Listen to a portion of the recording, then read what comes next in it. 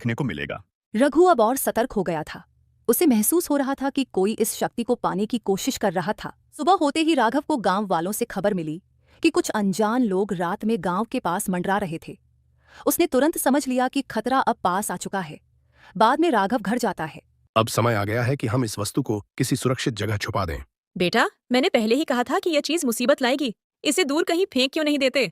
नहीं अम्मा, यह चीज सिर्फ मुसीबत नहीं बल्कि जरूरतमंदों की मदद भी कर सकती है। हमें इसे छोड़ना नहीं चाहिए बल्कि इसकी रक्षा करनी चाहिए। राघव ने रघु की ओर देखा और उसकी आंखों में आत्मविश्वास देखा।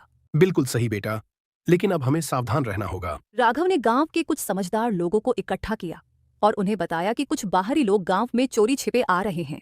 हमें सतर्क रहना होगा। वे किसी भी कीमत पर इस वस्तु को हासिल करना चाहेंगे।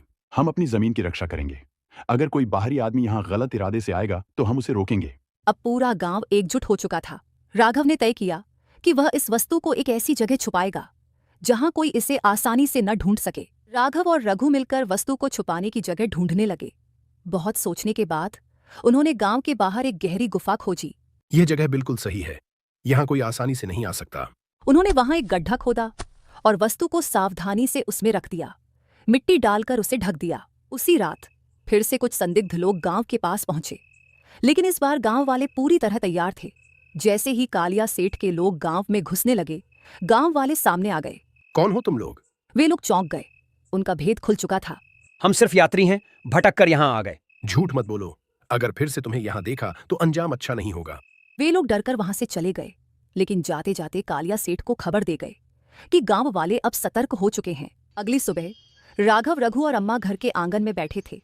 अम्मा ने प्यार से राघव को कहा, बेटा, तूने हमेशा अपने गांव और परिवार की रक्षा की है।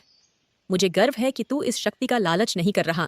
क्योंकि हमारे पास दुनिया की सबसे बड़ी ताकत है, हमारा परिवार और गांव वालों का साथ। बिल्कुल सही बेटा। अब हमें बस सावधान रहना होगा क्योंकि खतरा अभी टला नहीं है।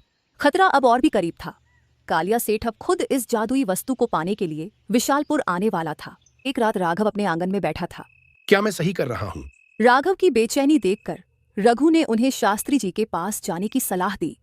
अगले दिन वह मंदिर गया और शास्त्री जी के सामने सिर